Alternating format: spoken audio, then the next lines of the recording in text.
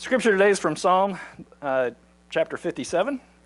And we're going to read the whole chapter here. Okay, it's not that long. Okay. 57. I'm reading from the NIV version. Have mercy on me, my God. Have mercy on me. For in you I take refuge. I will take refuge in the shadow of your wings until the disaster has passed. I cry out to God Most High, to God who vindicates me. He sends from heaven and saves me, rebuking those who hotly pursue me. God sends forth his love and his faithfulness. I am in the midst of lions. I am forced to dwell among ravenous beasts, men whose teeth are spears and arrows, whose tongues are sharp words. Be exalted, O God, above the heavens. Let your glory be over all the earth. They spread a net for my feet. I was bowed down in distress. They dug a pit in my path, but they have fallen into it themselves. My heart, O God, is steadfast. My heart is steadfast. I will sing and make music. Awake, my soul. Awake, harp and lyre. I will awaken the dawn. I will praise you, Lord, among the nations. I will sing of you among the peoples. For great is your love, reaching to the heavens. Your faithfulness reaches to the skies. Be exalted, O God, above the heavens. Let your glory be over all the earth. May God add his blessing to this, his word, and Dan's message.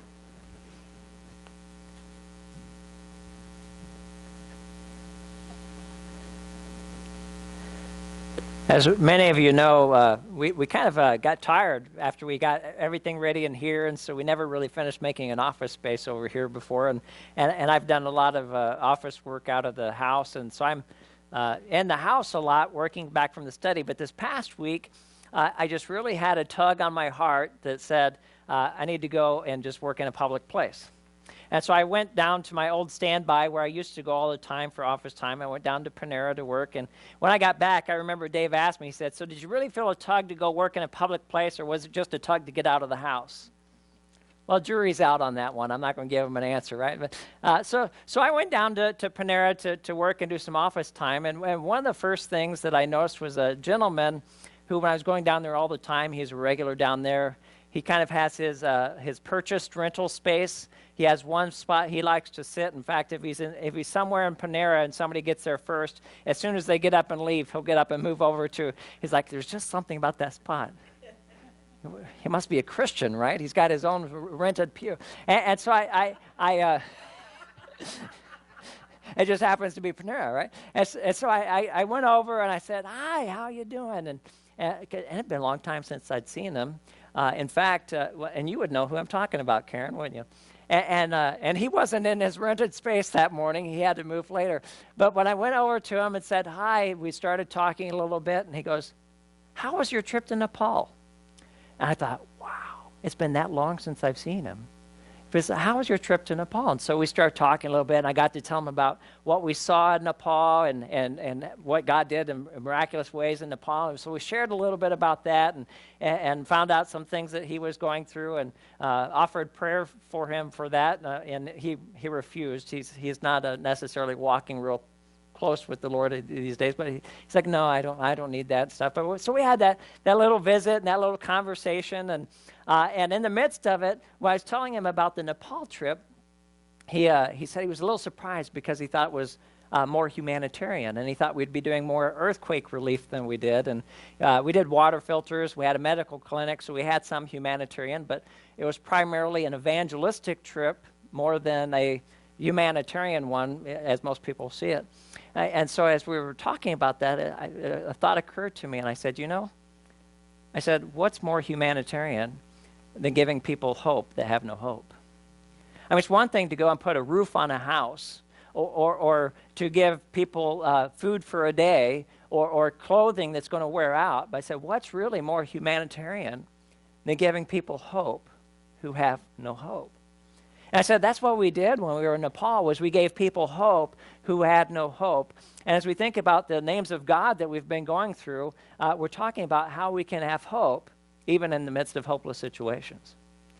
Because we have a God who's above anything that we are facing, any circumstances, any trials, any difficulties. And we have a God who truly does give to us hope. And in the midst of that conversation, he responded, well, now that's something you can pray for. So he didn't want prayer for his, but he said, that's something you can pray for, hope. And he said, I don't really like to talk about politics, but you know where we went to next. He said, I don't really like to talk about politics, but he said, and he didn't say, I don't like this year's choices. He said, I'm scared. I'm scared about this year's lineup. And so he talked a little bit about how, we have the top office, and he says, the top office isn't an entry-level position. Just tells you how fed up people are with the insiders, though, right?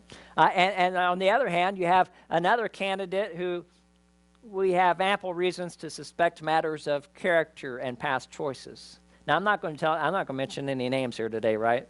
I'm not going to say any names, but what I am saying is, this year, I believe this sentiment goes well beyond this gentleman, and people are anxious, and people are fearful, and people are deeply divided, even people within their own parties.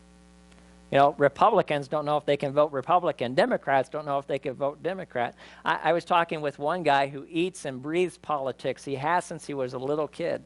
I mean, just unusual kid, right? And eats and breathes politics. It's always been his passion. I won't go to how extreme he might be for politics. And he even told me, he goes, I don't know if I can vote this year. I believe the sentiment goes well beyond this guy that was down there. Here we have the highest office in the land, and the majority of people perceive we have no good option for whom to vote this year. Well, here's what I want to tell you. However high the president may be, our God is higher still. And however off the deep end our country may seem to be going, God is still in control, God is still sovereign, and God will still fulfill his purposes. And as we continue to look at the names that God has revealed himself by, God is not only Elohim, the mighty creator. He is not only Yahweh, the personal covenantal God. He is not only Adonai, our sovereign Lord, but he is Elyon. He is God Most High. Now, when you break down this name, El is an abbreviated form for Elohim, and it means the strong one. Elyon means most high or most exalted. And so when you look at this name as God revealed himself, it reveals his strength, his sovereignty, his supremacy, that God is over all and above all, that there's none other like him. He is Elyon, the most high, most exalted God. Now, Elwell writes, he says, the basic description given to God when this name is employed is to one who is above all things as the maker, possessor, and ruler. He is incomparable in every way. He is subject to no one and no thing. He is the exalted one. And when I thought about putting that in layman's terms, we can say God will do what God will do, and there's none to overrule. God will fulfill his purposes. We see this throughout the scriptures. He uses nations, he uses peoples, he uses wind and waves and seas, and God will do what God will do, and there's none to overrule. And when you think about the people of the ancient world, for them, when they went into battle, whoever won was a way of saying, our God is bigger than your God, or our gods are stronger than your gods. And in fact, there was one, and I don't remember the exact scriptural reference at this point, but they lost the battle in one place, whether it was the plain or whatnot, and they said, well, we'll move it into the mountains because maybe our God will be stronger there. And so they had this very localized idea of gods, and they had gods for all these different areas. And so there was the God of fertility, and the God of the sun, and the God of the waters, and the God of the land. Well, remember when Jonah was fleeing and they had the big storm at sea, what did Jonah say? He's the one who created the land and the seas. There is no localized God when it comes to God. He is over all. He is the possessor of heaven and earth. It's not about the hills or the valleys. He is God of it all. And in this name is the declaration that there is one God who is the possessor of heaven and earth. It all belongs to him. He is over it all, and no one and nothing will prevent him from fulfilling his purposes. Now, for some, that equates to, well, God doesn't have time to worry about little old me, right? Because God has this whole universe to tend to, and he has all these worlds, and there's people with much larger problems than I have and much bigger issues than I have, right? And so, well, I don't want to bother God. Do you ever hear anybody saying that? I don't want to bother God with my little problems. I don't want to bother him. He has much more important things to do. But you know, when you look through the scriptures, you discover that God is powerful enough to maneuver nations while at the same time caring for individuals. He's big enough to tend to your little problems, however small they may be, as well as to maneuver nations and to be in control over what else is taking place. So when we look at Psalm 57 and verses 1 and 2, David says, "Have mercy on me, O God, have mercy on me, for in you my soul takes refuge. I will take refuge in the shadow of your wings until the disaster has passed." You know, the fact that God is over all and above all, that he has all of heaven and earth as his resources, means that nothing and no one can subvert his plans, however improbable or impossible things appear. And when you look at the life of David as he pens Psalm 57 under inspiration of the Spirit, we need to understand that David has been anointed to be the next king of Israel. But at this particular juncture in his life, it seems very improbable and very impossible.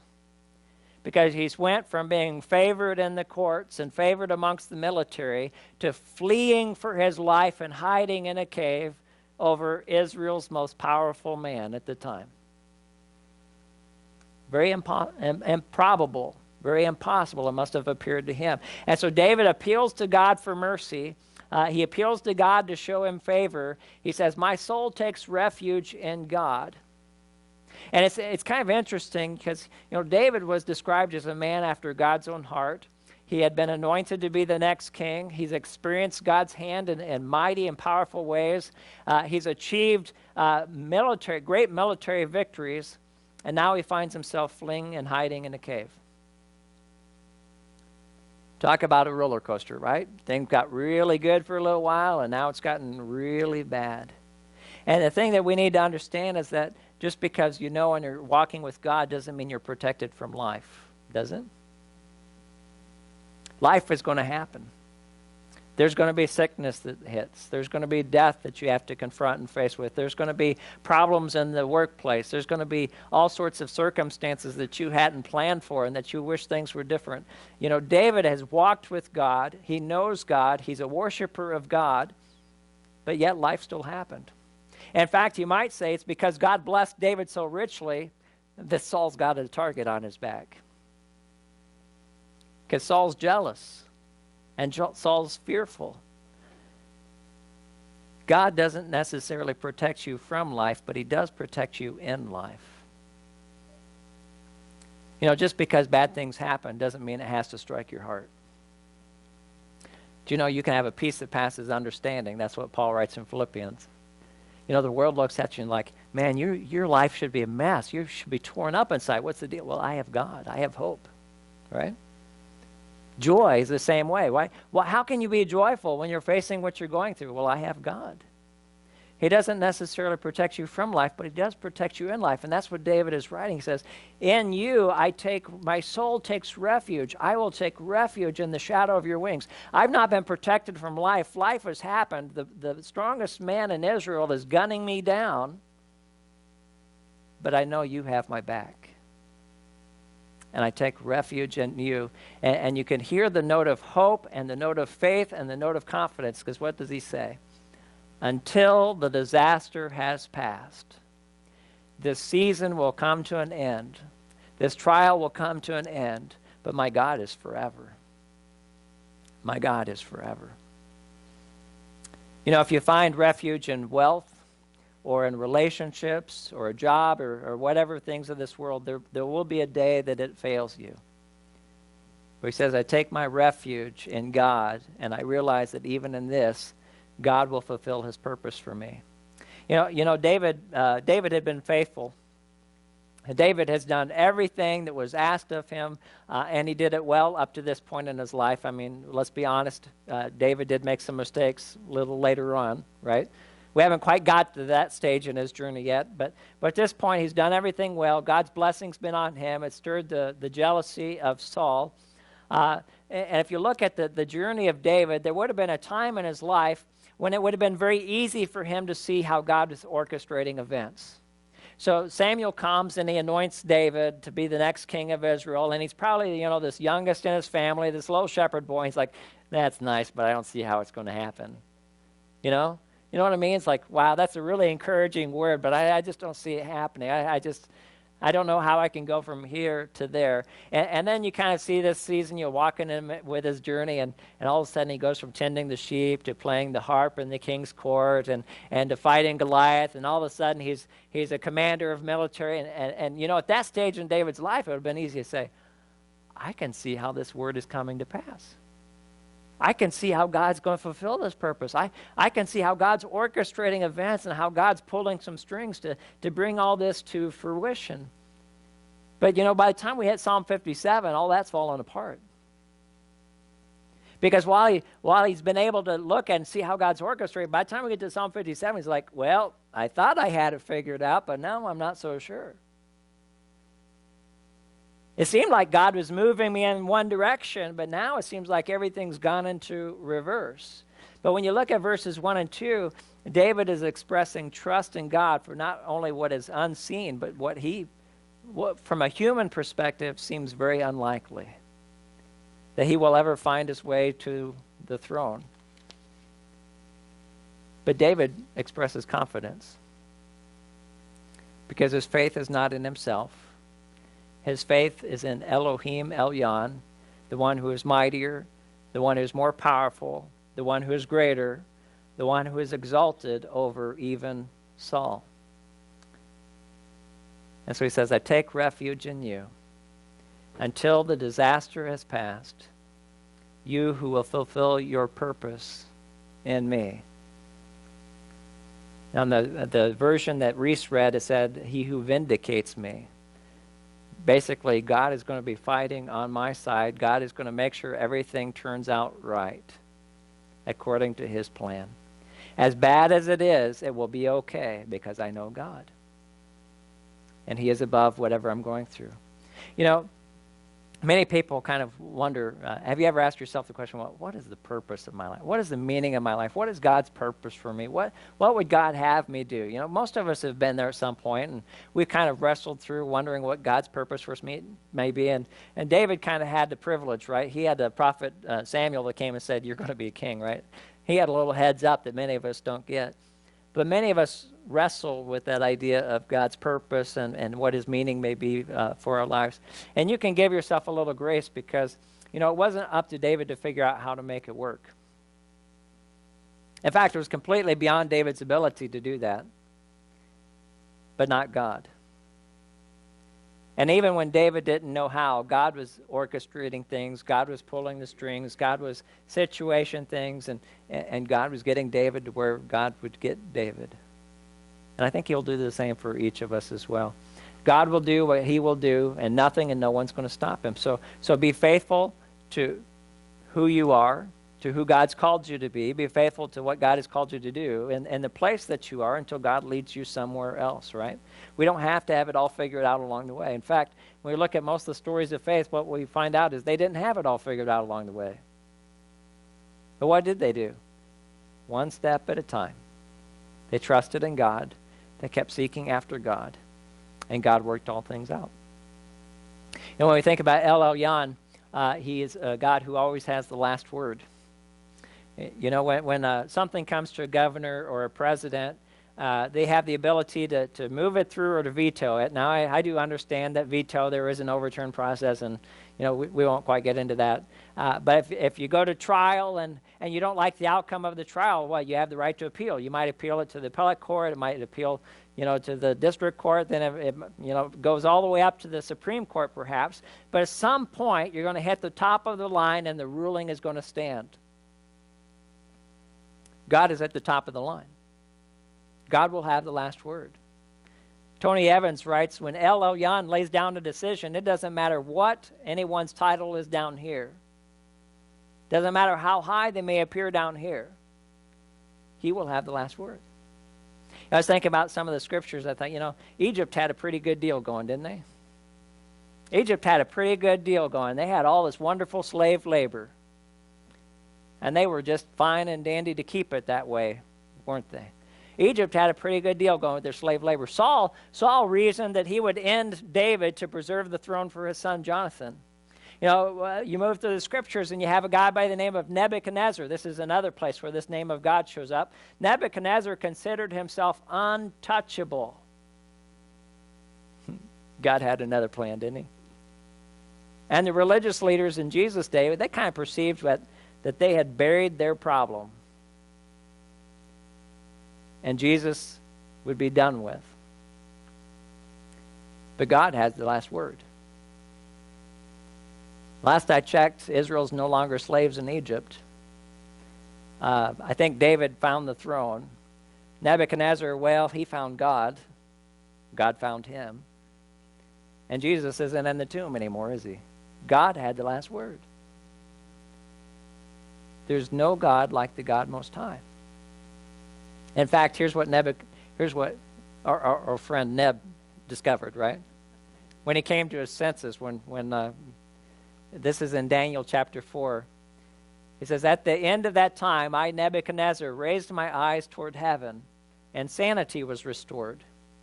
Then I praised the Most High, where we see the name of God. I honored and glorified him who lives forever.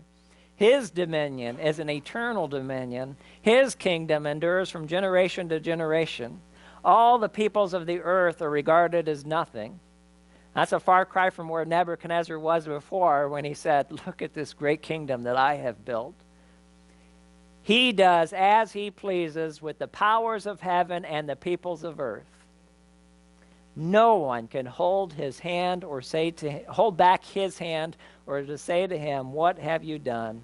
And he goes on to say, now I praise and exalt and glorify the King of heaven, God Most High. He will have the final word. Verse 3 kind of continues in our text. He says, he sends from heaven and saves me, rebuking those who hotly pursue me. God sends his love and his faithfulness. You know, what do you use what can you use when you're the possessor of heaven and earth? You can use anything you want. You can use anyone you want. You can bring forth water from rocks. You can fly in quail for meat. You can provide manna like dew in the morning, right? You're going to have the sun stand still one day and move backwards the next. You're going to have disciples who say, wow, even the wind and the waves obey him. What can you use? You can use kings who don't even know you're using them. God did. We see his story all through the scriptures, don't we? Parting waters, moving kings, moving nations. He has all of heaven and earth as his resource. You can check out Psalm 78. It's another place where this name of God shows up. It's like, Reese, if we had you read that one, you know, Psalm 57, Psalm 78, right? Much, much larger. It recounts some of the story of God and how he moved in the life of his people, God who moved heaven and earth, and so to speak, to deliver his people. But, you know, sometimes we put God in a box and we want God to do the things the way we want God to do things. And I'm sure that David wanted the easy route to the throne. I would, right? Wouldn't you? It's like, just make it happen, God. Just make, you know, don't we like the easy route? I'm sure David would like that. I'm sure David would like that miraculous deliverance. But what did David find instead? Daily protection. He says, God sends his love. God sends his faithfulness. God didn't just strike Saul down in that moment, did he? David has to wait on God to make things right in God's time and in God's way. And God gives the daily protection along the way. Sometimes it may be something we're facing, you know, life happens, circumstances are difficult, you know, whatever the case may be. Other times it may be someone who just seems to have it in for you. But all of the time, as we look at this name of God, God is to be exalted. And in verse 4, David says, I'm in the midst of lions. I lie among ravenous beasts, men whose teeth are spears and arrows, whose tongues are sharp swords. I'm skipping verse 5 for just a moment. They spread a net for my feet. I was bowed down in distress. They dug a pit on my path, but they have fallen into it themselves. You know, it sounds kind of like a bad situation.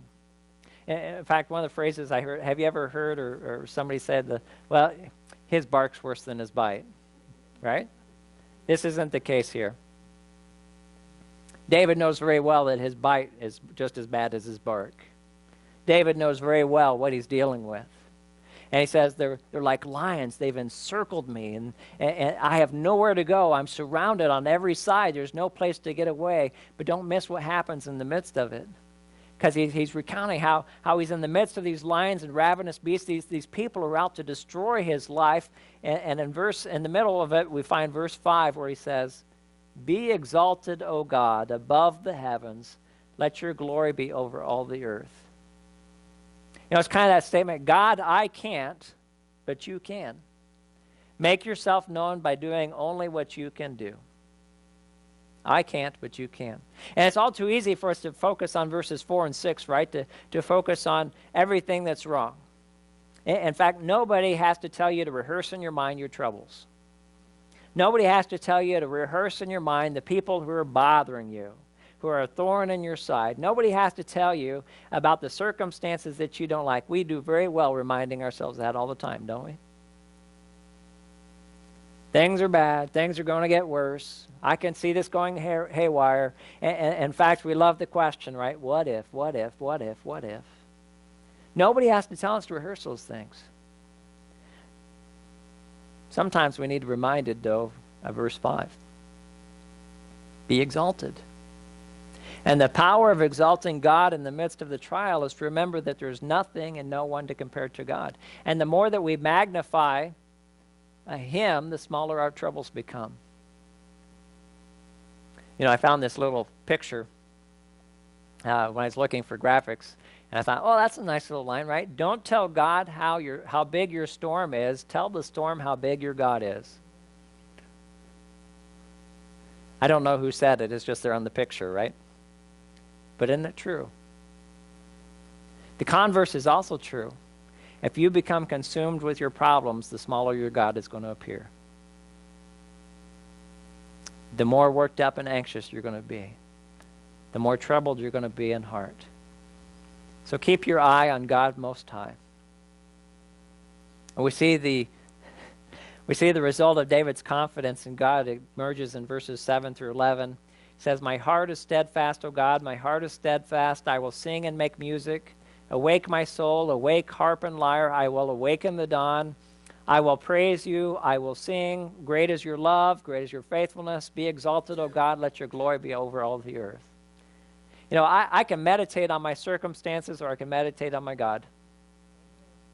You know, all meditating is thinking over and over and over and over again, right? And what do you think is going to happen if you keep meditating on your circumstances? They're going to get larger and larger and larger and larger and larger. You're going to be fearful. You're going to be scared. You're not going to have peace. You're going to be robbed of joy. I can meditate on those, or I can meditate on God.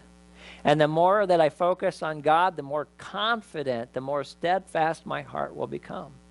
And so David, even though he's in the midst of lions and ravenous beasts, he can say, I will sing and I will make music. I will awaken the dawn. I will praise you among the nations and the people, because he knows who his God is. And he knows he is Elyon. And so he says, awake my soul. You know, think of awake my soul kind of as a picture of giving yourself a kick in the pants. Really, that's really what he's saying. It's like, you know, get your act together, right? You know who God is. You know what God has done. You know how God delivered you from Goliath. You know how God helps you with the lion and the bear in the wilderness. You know who God is. Get with it, David. Giving yourself that. Sometimes we need to give ourselves a kick in the pants, don't we? Awaken the dawn is kind of a picture of rising to praise him before the sun even comes up. Think about it this way, praising in advance and in anticipation of what God will do and how God will reveal himself. You know, before he even starts the day, before the sun has even come over the horizon, he's like, I'm going to awaken the dawn. I'm going to be praising and singing to my God. D.L. Moody said, and I quote, he says, we ought to see the face of God every morning before we see the face of man. There's a lot of truth to that, isn't there?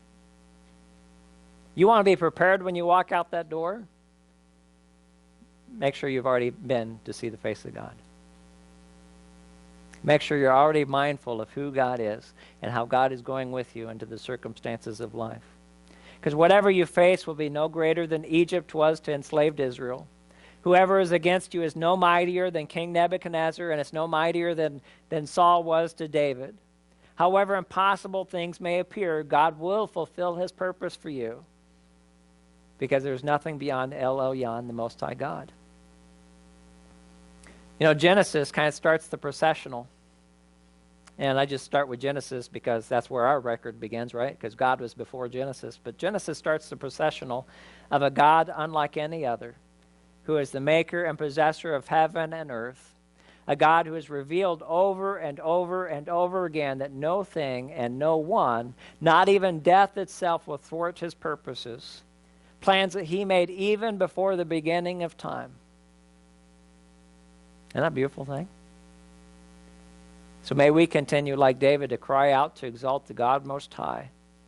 May we find our refuge in him, knowing that the disaster will pass, his glory will be revealed, God's purposes will be fulfilled.